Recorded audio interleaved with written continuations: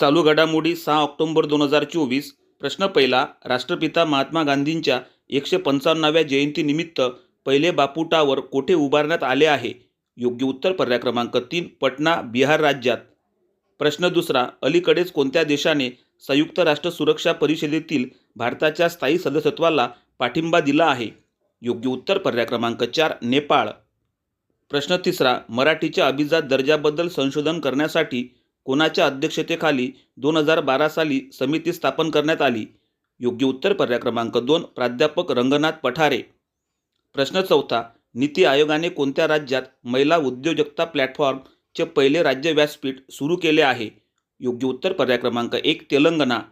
प्रश्न पाचवा. ICC महिला T20 क्रिकेट विश्वचषक 2024 कोणत्या देशात सुरू आहे?